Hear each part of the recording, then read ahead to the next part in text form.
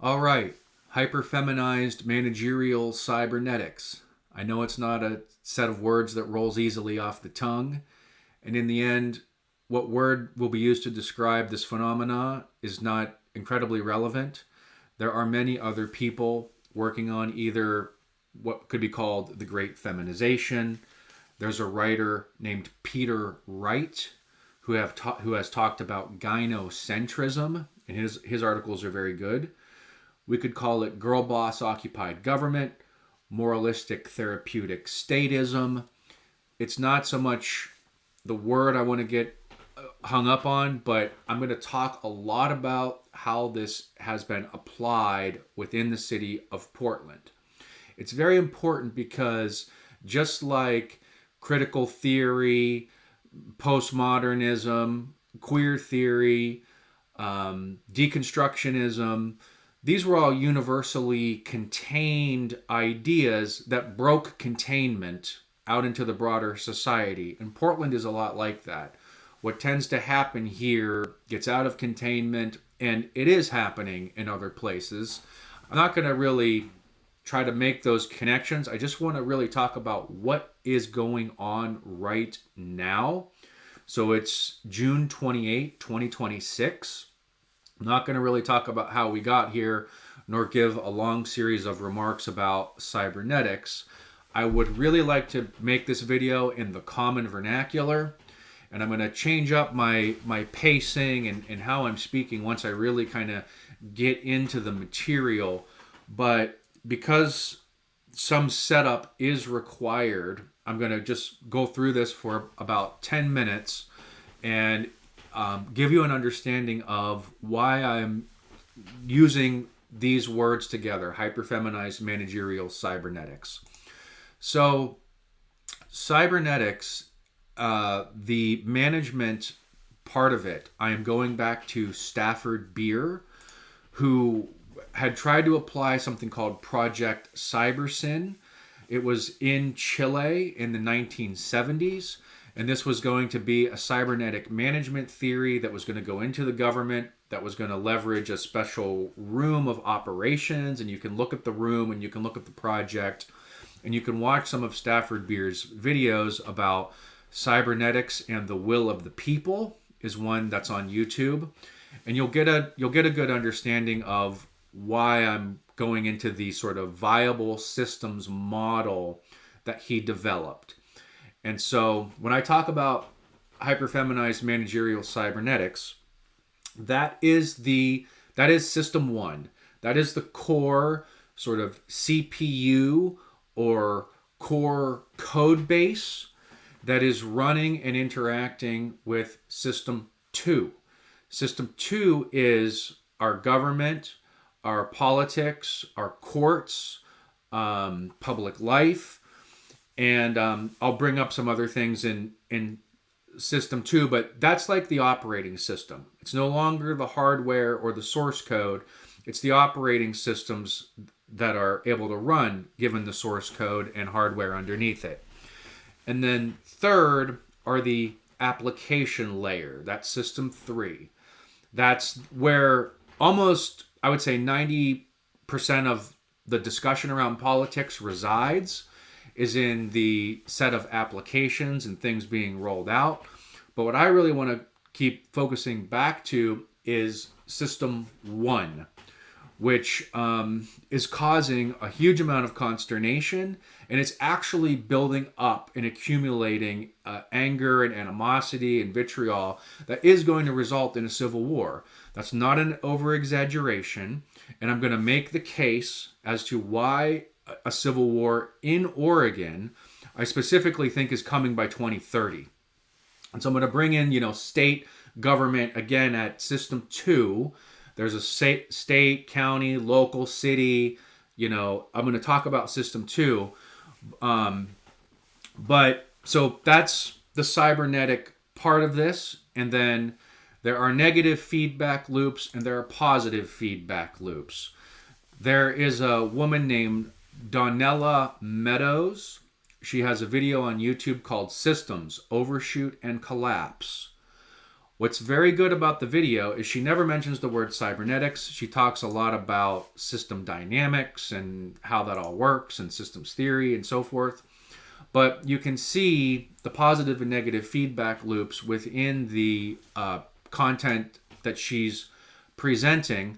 And so you'll get a good understanding of, cybernetics and how it works watching a couple of those videos. I'm not going into that aspect here. The other big word to look at is stigmergy. Stigmergy is that sort of decentralized communication and action that can come through self-organizing behaviors without any central planning. And so the connections between the systems are stigmergic connections more than they are based in some kind of, unifying action of unifying hierarchy. Of course, stigmergy is decentralized, so there's no unifying hierarchy, but there's also distributed. It's like the mosaic layout where each component kind of is part of the whole but can operate a bit autonomously within it. But the communication is happening sort of on this invisible stigmergic network. All right. So we're in a really bad situation here because if you look at public life in Portland, Oregon, and I had to make a list of all the tragedies of the public commons that are currently, really, they're on hospice at this point. They're not improving. I've lived in Portland for 20 years. I've lived in the northeast side of Portland. I've lived in the southeast side of Portland. I live on the southwest side of Portland now. So I've traveled this city. I've lived here. I've seen it when it was the boom cycle, when TV and film and media were coming in, doing television shows, doing movies, different things. The arts were really booming as well at the same time. And that's all gone. That is the sort of accursed share of success, is that you have this large energy overshoot, and it gets consumed by people who can arrive and extract the capital liquidity from your city, use that excessive energy, and once it's gone, once it's dissipated, they're gone as well. So it's kind of a big warning sign.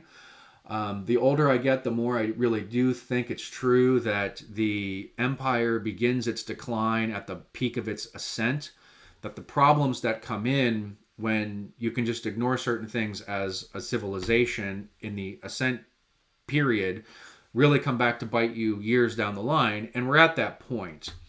So if you were to take a look at the public safety, public schools, public libraries, the judiciary, public transportation, the public waterways, which there are all kind of derelict vessels that sit on the river. People build these sort of shanty houseboats that they live in, and that becomes their residency on the waterways. Well, it's like any place humans land. There's a production of waste that comes along with that. So there's garbage and human waste and all kinds of stuff. So the public waterways are, it's a common area, and it's under duress.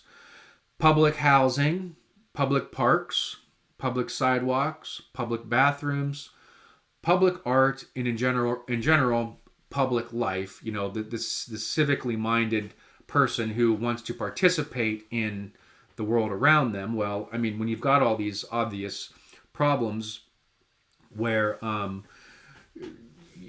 there's all kinds of problems in each of these sections. Doesn't really matter to delve into them all, but you can see the tragedy of the public commons. And why is that? Well, when we go back to the source code, I'm going to talk about safetyism, housing, homelessness, commissions, protest culture, the general attempt to escape from alienation by joining a certain political organization, and so forth. But let me perhaps start with the pushing in, pulling in versus pushing out. And so what Portland is doing at this moment is pulling in, which is a very feminized approach to some of these issues, and saying, yes, vice, prostitution, drugs, we can decriminalize these things. We can low-level police these things. They're seen as relatively victimless crimes. So let's pull these things in, and it's happening with immigration, and it happens with all kinds of other areas where you should have attentions to these various details, but we're going to pull these things in, and what that's doing is it's actually putting a false floor into the economy. That is kind of reaching the end for this city, and so the legalization of marijuana allowed all these empty office space sort of buildings to all of a sudden become dispensaries. Well, that was, I think, 8 or 9 years ago now, and I watched them turn over and churn, and one empties and another one tries to come into that spot. This is all a very false economic floor, because they're actually not surviving as a business. And so this is building up to the expropriation part of system 1 and 2 working together, where the government can come in and take away private property, derelict businesses, knock them down, look at things for general, public benefit or interest. And this in particular is really coming into capital mobility. So the real thing that's starting to become more and more constrained is your ability to exit and the capital mobility that people have. So everything under hyperfeminized managerial cybernetics has to become a positive feedback loop that reinforces statism and the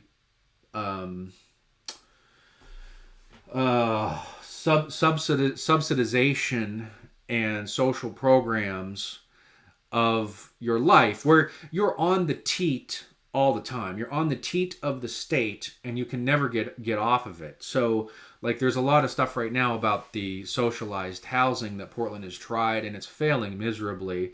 They've basically become drug dens and destroyed pieces of property. Nobody wants to live in them, and there's constant problems there, both in the building and outside the perimeters of the buildings. And so there's no barrier in the liberal mindset either. You never run against something that becomes a problem, because it's sort of this gross misinterpretation of postmodernism, where any way of being is just as valid as any other way of being, and deep inside you is a rational liberal that if you were offered housing and recovery programs, you would move to turn your life around, where in reality it's drug addicts on the street who have no interest in quitting their addiction. They're in the throes of their addiction, and they're degrading all the quality of life around them as we watch them die in our lives. We watch these people kind of vanish and disappear, and new batches come in, and they're mostly men between the ages of, I'd say, 25, and maybe you can get up to 55. It's hard to get old on these streets, so you don't see a lot of old timers, unless they're usually the ones that are clean and just kind of enjoy the street life as a lifestyle, where the street life is addicting in itself, and people will say that. It's yeah, they were given a house, and then 3 months later they're just right back out on the street, because it's got its own addictive properties to it. Anyway, I don't want to go too much into all that, but got to look at all my notes here as I get started. Forgot to mention Russell Ackoff from Bell Labs as well. It's good to watch a couple Russell Ackoff videos. And so I have a little note about timelines, which is important to illustrate. And I'm going to bring some of my own thinking into this too as I get started. So we're now in a situation where the timelines are so out of alignment with each other. Let's just take politics and tech. Everyone can see the timeline of technology and the timeline of politics are vastly incongruent at this point, where one is trying to control the other and bring in its understanding, and there's all these sort of back and forth issues there because we're not synchronized. And there's areas of the Earth's resources as well. There's a timeline for the Earth's resources, and the sun is on a different timeline. The sun has been releasing solar flares, and it will continue to release solar flares, and it's on its own schedule. And these are just factors to our reality that I want to point out, because what I've been working on as an artist in describing hypermodernity and working to embody and perform as the hypermodern epoch and actually become this time in which we live, that is the metaphysical substructure that is pushing and pulling and forcing the changes. It has its own telos. It has its own motives. One of the motives is that it's going to build a prison without walls. There is an actual state space that I refer to it as, which is the sort of holistic container around things that are being constructed. It's the digital prison. And there's a lot of parts to it, but ultimately that is a motivating factor for this epoch. The other ones I talk about is technologizing of the psyche, where just like you go into the airport, one of the more mechanized environments where you become part of the machinery of the airport without really consciously thinking about it. And you see a lot of new tech stuff rolled out there, but you become more mechanistic in that kind of environment as it, and that's rather subtle, but the projection of your personality into cyberspace now, this sort of large, digital realm of images, that's having an effect on you as well. So that's going to be part of my thinking here as I go through this. But all right, so let's just start with, and I forgot to mention, masculine virtues pushing out, keeping away drugs, vice, crime, criminality. You're trying to push that stuff out of a healthy society, form some kind of a barrier, and not let the barbarians back in. And we've lost that forethought that there are, people with a propensity for crime that are going to commit crime no matter what. You're never going to actually rehabilitate them. And I know that, liberalism disagrees with that, but this is veritas. This is the way that things are. Anyway, I'm not going to get too tangential there. Okay, so when we have exponential growth in the system, that's a sign of a positive feedback loop working. Things are running effectively. There's cash on hand. There's energy coming into the system. Now, I think of the city as an organism that is supplied by various energy inputs, and Portland has been peeling them off. So the metaphor on top of that is it's like a sand castle where the lapping waves of insanity do not destroy the sandcastle on the first strike. Multiple waves have to come in, and then suddenly a big chunk of the sandcastle will fall off. And currently in the city, That's the exodus of industry. Those chunks are pretty much gone at this point. And now we're starting to lose professional sports. We're starting to lose smaller businesses, other chunks of the sandcastle, because the insanity has not ceased to generate. In fact, it's generated from this very source code that I'm talking about. It's generated from people, right? So the ocean is not an abstract thing. It would be like a bunch of people pushing or blowing those waves into the sandcastle. The power source is actually the human mind. So the other thing about the Portland city government is that it was drastically changed 2 years ago from 4 city councilors and 1 mayor to 12 city councilors and a weak mayor who can do nothing. I call him Wimpy Wilson. He has no power. He has to go before council. And this is intentional. This is the way things were written. This is all by design. And one of the women who developed the charter is actually one of the council members. And so I call it the 12-headed Hydra, which is stuck in the tar pit. As the heat of the day, the sun rises and comes upon it, it is basically at this point starting to go crazy. It's lashing out against itself. It's biting its own heads. It has no uniform way of control. And it's this sort of monstrous beast, which we really have to get rid of. And so effective ways to do that, from my standpoint, are, well, let's keep pouring in more tar. And so that's going to be one of my conclusions, is one of the actions that we can start to take here is we need to keep adding more and more tar to the system. Now, luckily, people do that anyway. So it's not like it's on me or on anyone else to do it. The system has a sort of endless appetite for novelty.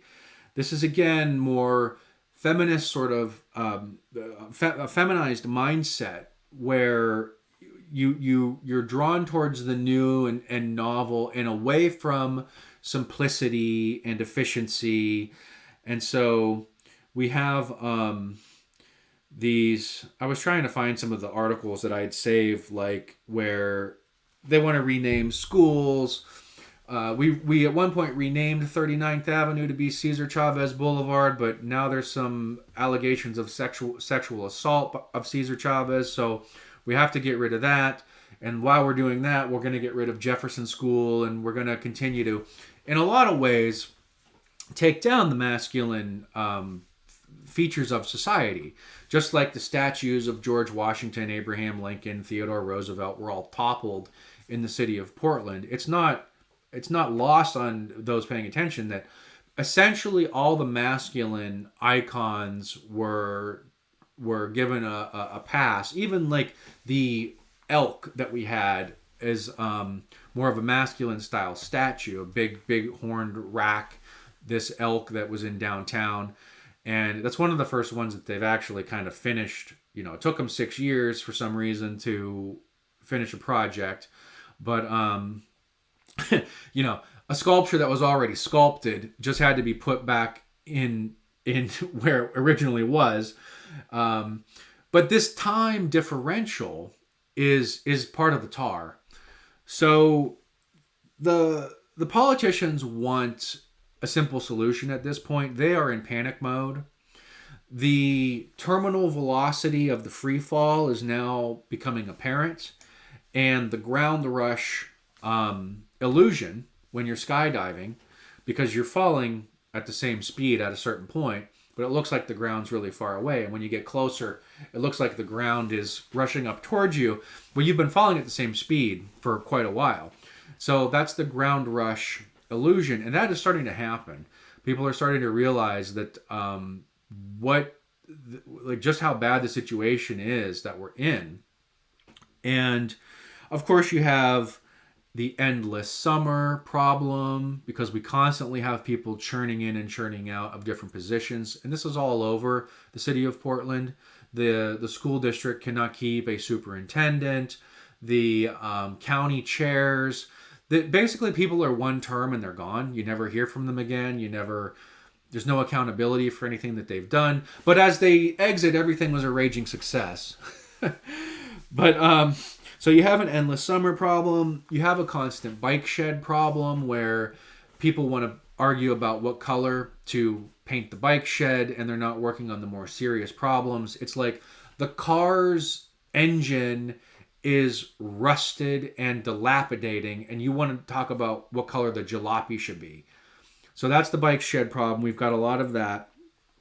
And, we have a whole area where the men are basically socialized to be instinctively gentle, not engage in contest, that any discrepancies are to be arbitrated by policy and procedure, and anything but you is supposed to be the mechanism by which you resolve a conflict with people.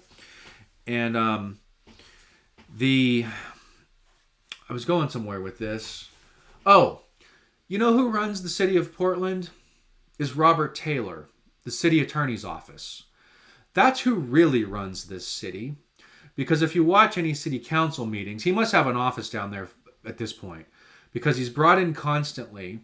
Because the only way that governance actually happens in this city is through what they call emergency order, an emergency declaration, emergency ordinance, which is something that they can also retroactively put into practice. That's where all the real governance of this city goes on. All the talk about banning foie gras, hot dog carts, like food vendors, public, what was another one? They've been debating whether or not you can bring, if you have a license to carry, can you bring your gun into a public building, which is the government's, a government building who gave you the authority to carry that license, that concealed carry permit. It's just stuff that doesn't matter, right? I mean, like I'm kind of bringing up, like the core energy inputs to the city are destroyed. The only one kind of still remaining is the Portland airport, but we're moving into fuel and supply issues that I think are going to be pretty shocking to people if that happens, because we've got a sort of issue from the Strait of Hormuz in late February, early March, which did shut one airline down. It did bankrupt Spirit Airlines. So food's another one, but fuel shortages, I think, could become a real problem as an energy input for the city of Portland. Then you sort of have OHSU. You have a little bit on the university front. There's a couple of there's Portland State University downtown, but there's also a couple of other community colleges and like Georgia Fox University and a couple of other university systems that still supply some capital mobility and liquidity within the city. But nobody rides these buses downtown. I mean, I followed the bus at 7:30 in the morning. There's nobody on it. It's completely empty. Coming out of town at night, I looked the other day. There's one person on the bus.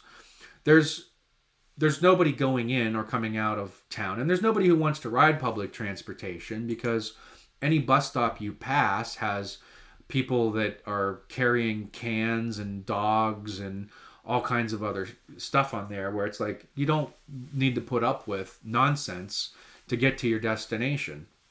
So there have been a bunch of public transportation issues within the city. But okay. So safetyism. This comes out of the female mindset where everyone must be safe at all times. So we have something called Vision Zero in Portland, which is used by System 2 to expropriate your money through taxation and use it for public interest to reduce the roads through what they call road diets or they might call it speed cushions. Like this little street next to me, initially when I moved here, you could drive 35 miles an hour on it. Well, then the speed limit was lowered to 30. And then these big speed cushions were put in. And then the speed limit was reduced to 25. And now the speed limit all across the city of Portland is 20 miles an hour. So their motto is 20 is plenty. I don't know if you've ever driven 20 miles an hour, but it's freaking slow. And they're now going to ban turning right on red at around 200 intersections around the city. It never stops. Okay, the way that these traffic calming and they wanted to address traffic violence was a term that used to be bandied about, and that's kind of backed off. But this is how system 1 and 2 interact and think and work together through these phrases and words. So there's not a clear connection of people in charge. It's just that, we constantly have to be at odds with the people who drive and reducing their mobility and making it so that, at 7 p.m. when you see no cars coming on your left, you cannot turn right on red. Right? We're going to make these ridiculous things. We're going to inconvenience you to such a extent. And this is what the real issue is. And there's a big road that runs through downtown Portland along the waterway called NATO Parkway. And initially you could just do one bike lane on NATO. And then you had the Esplanade to ride on too. And then that one lane was totally taken out for cars and turned into a green lane. That's actually not a bad idea, but the problem is none of these things ever stop there. So it's I've kind of given up on giving most people a foothold, because once they get some kind of toehold, it's they'll be running rampant. And so here's where the street has sort of ended. They redid all the traffic and signaling. You cannot drive down NATO and get green lights in a line. I mean, the road is straight as a string. And when they first even turned it on, I'm down there as one of the cars, and I got through several. It's green light, then you're at a red light, then you're at 2 green lights, then a red light, and that just goes on and on for several lights. You cannot just drive down the road, and there's no other lane, right? If you look at this on a map, that is the road. Okay, you can turn into it from one direction. On the other side's the river, so there's no traffic coming from the other side. But this is, putting people first and putting all this stuff.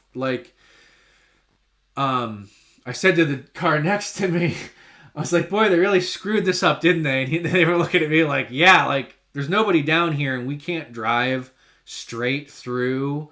And I found out one of the big cycling advocates in the city of Portland and runs a blog called Bike Portland. His name's Jonathan Mouse, and his wife works at the signaling division.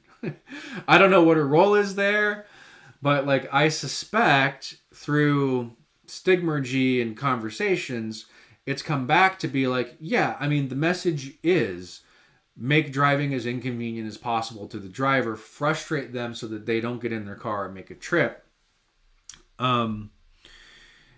And again, you're choking out the energy inputs that come into the city that capital relies on to function. So we have 10 million empty square feet of office space right now. There are building after building, especially on the South Waterfront, of empty, gigantic buildings, entirely empty. They're still watering the grass like someone's coming. It's just there's so many funny things. You really have to see it to be struck by how absurd what's happening actually is. But there's building after empty building, and there's so much conversation over how expensive it is to turn that into housing. Anyway, there's nowhere really to go because you've chased all the other capital away. They're exiting the city from high taxes and the general detritus, and of course, the tragedy of the public commons. There's the incentive structure to stay is diminished to the point where, and so they've exited, and no one is picking up the office building to come in. It's the same thing with housing. So housing, the next thing on my list, is also constantly talked about. I mean, the people who simp for big construction in this city are absolutely absurd. It's like there's housing after housing building that is 3/4 empty. And I can tell by looking at the lights that are on at the end of an evening, when the sun goes down, you can just see there's nobody in these buildings. Multnomah County has even put out their population numbers are declining, yet the housing message bangs on, in part because System 2 needs the big taxation, needs big government, needs the sort of housing to almost, they call it land banking. This is a new term, and you'll probably be hearing about it in other cities, but they're trying to build a land bank within the city. And these are like little parcels that they've been able to purchase and then turn up into construction projects and actually implement socialist housing. The city council went to Vienna to observe their socialist housing program, which is a city in great conflict with Mohammedans. I'm not going to call them anything but, because they worship Muhammad, and they're in great conflict with Mohammedans in their city over who, again, they take up the resources. There's, I'm sure it was like I heard somebody talking about the UK, where there's the same problem. It's like you've got 2/3 of immigrants in a building, and you've got 2/3 of them also on the socialist, programs of the government. They're not working. They're not doing anything. They're not acclimating. There's a huge amount of tension there. And like the Civil War part of this that I'm talking about is rooted in what David Betts has been talking about. It's not going to be army versus army. Now, Portland or Oregon, the state, has joined something called the Western States Health Alliance. And this was a big part of COVID. And actually, the governor of Oregon, Tina Kotek, has met with people from the United Kingdom beyond the State Department. This is allowed. You can go out and you can meet with other nations. And I don't know what the discussions were exactly, but there's you can see a sort of segregationist attitude forming, and it may take some more time for that to build. But of course, Washington, Oregon, California, Hawaii, they're in the Western States Health Alliance. I can't remember who else. I don't know if Nevada's in there. But anyway, there's movement more there from a secessionist standpoint, but I don't think that's where the action's going to be. I think it's going to be different groups trying to gain political control, and there'll be a lot of civilian disruption. And so, I mean, the farmers are constantly attacked. Rural Oregonians are constantly under siege from Salem, Portland, and Eugene, and like leftist politics and over water rights and all kinds of issues. So I think that probably we're looking at a more organized set of rural and urban conflicts. Who knows when and where that's going to play out, but I think it's going to be, in the timeline fairly soon. It doesn't take much. I think it will a catalyst event around food and finances and fuel, which looks to be in the works, may be enough to tip it over. But there's other catalyst events, like we're looking at the Peace Act, and I'm supporting things like this. I think we should be voting for the Peace Act, which will basically make all farming, all hunting illegal, all extermination, all animal husbandry. It's incredibly extreme. But I'm not supporting it because I agree with the positions. I'm supporting it because it brings everything to a head, right? And there's a bunch of ways that things could go. And, maybe Drazen gets elected as a Republican governor and the Peace Act is able to pass and it becomes terminated politically without the need for a civilian uprising, or they actually try to implement this insanity and we have a kinetic conflict on our hands as people try to reclaim sovereignty from a tyrannical government. And we're kind of already there. I mean, we're living under anarcho-tyranny as it is, where the Clower-Piven strategy of wealth redistribution is being applied, being taxed and applied. The budget for just the city of Portland, which was just finalized, is $8.5 billion. Okay, it's one of the highest city taxation rates and highest city annual budgets in the country. $8.5 billion. I think it works out to something like 23. Let me get this right, actually. Let's just divide $8.5 billion by 365.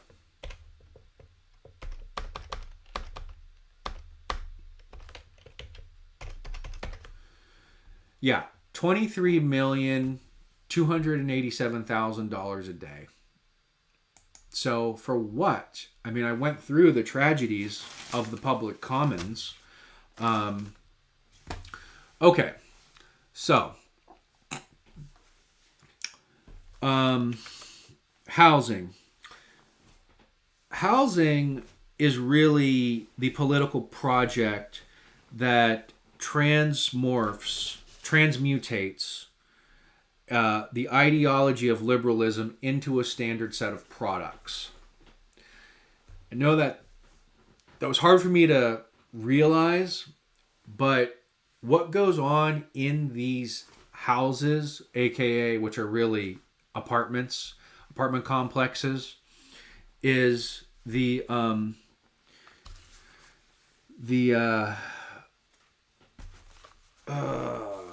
trying to find my notes here. But what I want to say is they take you away from your own personal independent goals of your life, and they give you a crappy house, which turns you into a prisoner. And so now you're dependent on their house, you're dependent on their food stamps, you're dependent on their cell phone, and whatever other subsidies the taxpayer provides to you. And your life at a certain point is no longer your own. Now, it's tricky because I'm sure people feel like they're in control, but the best slave to own is the one that doesn't know it's a slave. And that's what has been being built here, are a series of sort of slave quarters where you're obedient to the government and,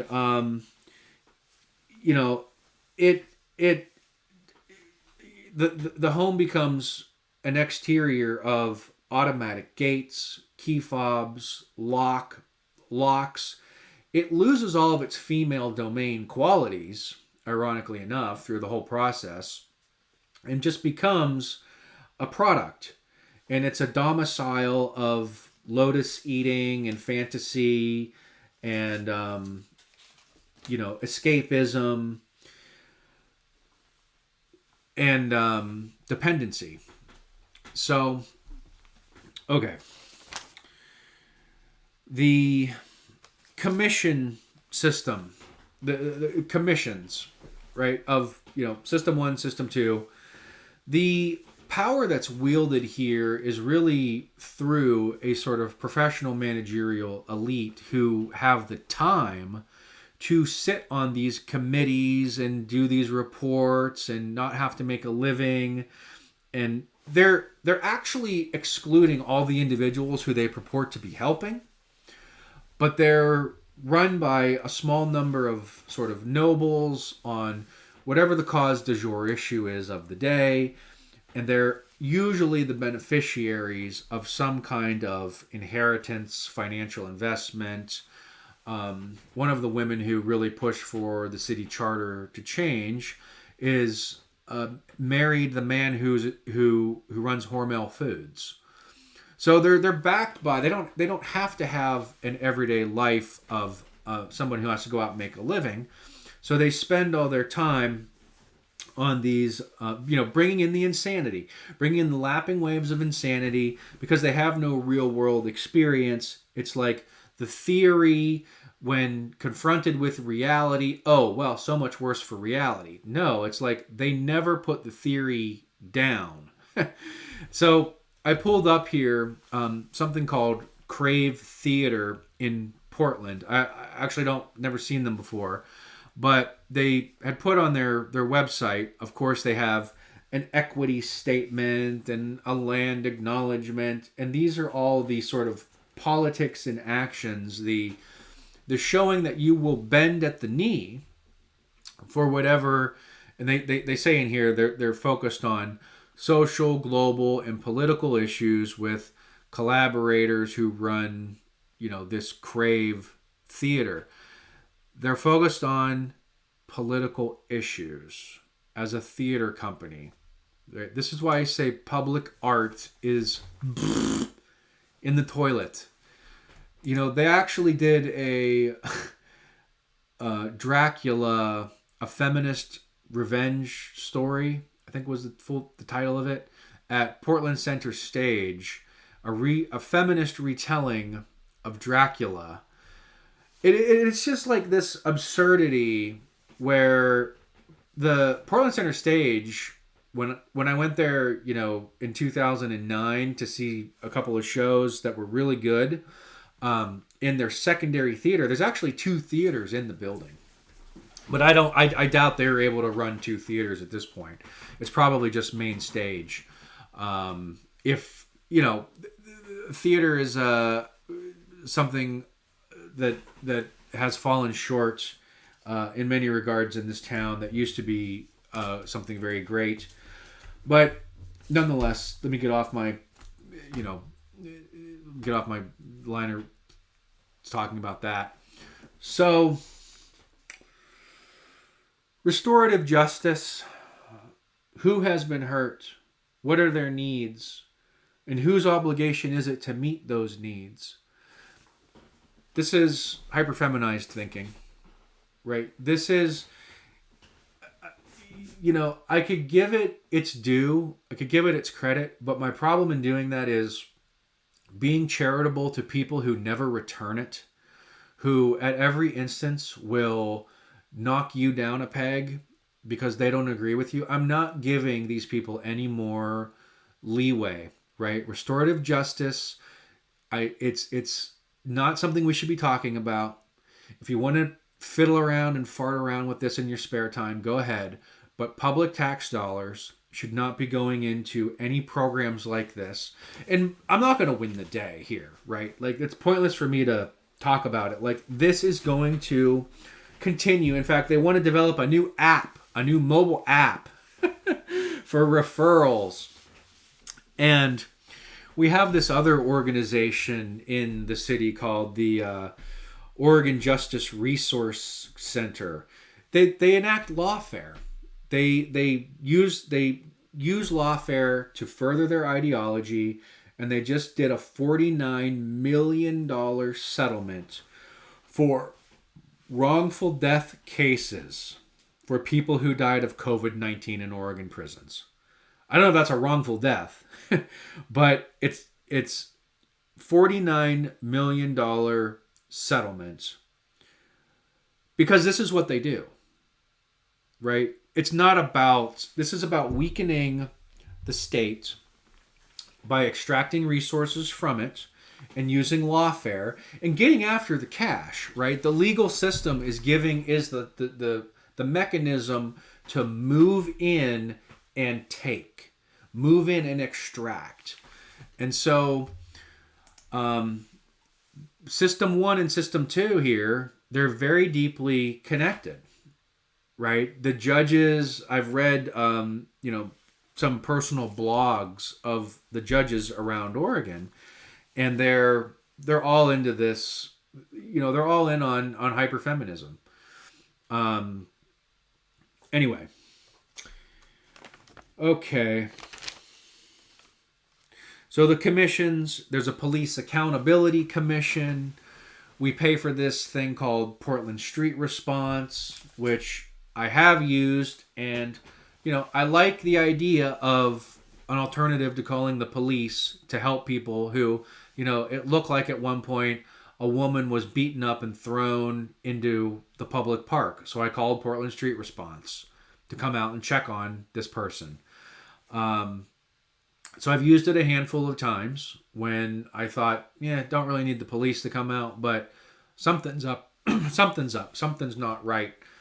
And but unfortunately it's used as a cudgel to attack the police, to dismantle the police and public safety. And it's not like, again, it's like not like public safety has improved in conjunction with this program, right? It's just that we're paying for something else, and it's extracting from the taxpayer, and the whole thing is essentially a socialist UBI program. When you really get down to it, between taxation, big government, NGOs, it is UBI. It's just by a different name, and it's in the vein of this, community, and we're helping people, and so on and so forth. It's an economy held up by narrative. I mean, it's sort of we're at the point of the nonstop psyop right now, and everyone's happy with how things are going. Like if you would look at the media and the data, homelessness is getting better, quality of life, everyone's happy with how crappy things are. It's not true, and we have these sort of like media apparatchiks that are also part of System 2. I could put the media in there as well as all the government, who kind of work through these, stigmergic properties that I keep bringing up, right? It's not like someone's in control and giving them the messaging on the things that I'm talking about. It's in the tacit, invisible connections of these things that this is going on. Okay. Public spaces remind people of what religious practices have been instituted. And so when you tear out these masculine images and you want to put up other symbols and systems and signifiers, that is the religion of the people. And with a lot of liberalism, it is the creation of man that matters. These end up being the areas of their devotion. And so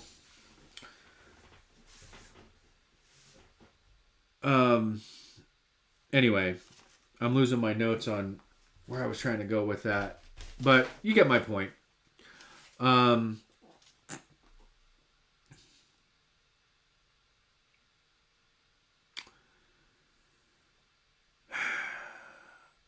The protest culture is another very interesting thing which System 1 and 2 feed into and defend, and it's like your noble duty to sit on the Burnside Bridge and protest. It's like a rite of passage that you take the knee at some point. And I've never taken the knee. I've never gone down to any of these stupid protests. I'm an anti-protester. I really do not see, and I've watched it for years. So, again, I've lived here for 20 years. I've seen a protest or two. They're and I've seen the mental illness that surrounds them. I mean, that's one of the bigger turnoffs for me is just, is anybody looking over their shoulder at just how mentally unwell these people are that are down there? Anyway, that's that's another part that feeds into all this escape from alienation, which I think System 1 is very concerned about. So I've been talking about hyperfeminized managerial cybernetics and what it does, and I'm trying to bring in like how it functions. Now, I haven't talked about the meta substructures and the psychological id, which is really running rampant there. And there's ego, right? This is why you get the suicidal empathy, the overextension of the female caregiving instinct that views everyone who has had unfortunate circumstances in their life as a real victim of cruelty from a capitalist system, typically. And that has to be the structure that we undo and re-architect. The problem is they don't understand that all their energy that gives them the ability to function and actually perform in this way is from the past 75 years of man creating a leisure-based society. It's from the Industrial Revolution, early modernity, the use of mechanization, and the things which decreased the amount of labor that you have to actually enact to receive the essentials of a life that you can construct for yourself in the positive affirmation, which is what they're doing. I mean, they are actually trying to affirm their own views on the world and enact them. This is why I said that anytime you map a view of, anytime you're informing and mapping a view of the world, you're subsequently picking up that framework for yourself and trying to enact and interpolate the ways that it should play out in reality. It's not separate. It's not like you can have a view of the world and then not behave in accordance with your view of the world. Doesn't make sense. You need to have an identity. This is core to people's being. The atomization that has occurred and the malaise of modernity and all kinds of other things have deteriorated that over time. But let me kind of bring this back around to, so I've had a question on my whiteboard for several months. I've thought about this for a long time, and it's what is delaying the political crisis? Nothing is getting better. Why is there such a delay over the real crisis? And of course, the capital liquidity is a part of that. But what I wrote down as my sort of response is that the fantasy and performance associated with the external self is ultimately a retreat from this political crisis. While at the same time, these women want to take and sit on the throne, they do not want to sit under the sword of Damocles. They do not want to take responsibility and make the tough decisions. And look, I mean, Sharon Myron just announced she's on the Multnomah County Commission. She just announced she's going to run for county chair.